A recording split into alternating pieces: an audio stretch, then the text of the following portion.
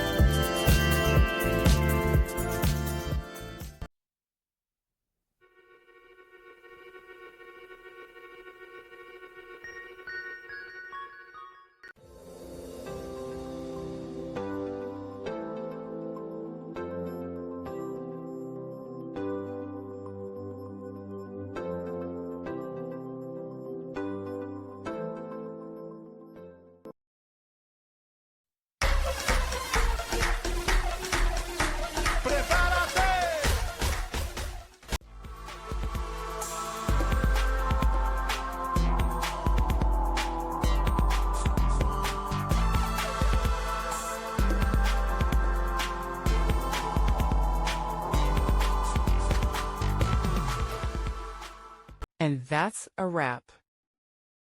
I hope you found the answer you were looking for.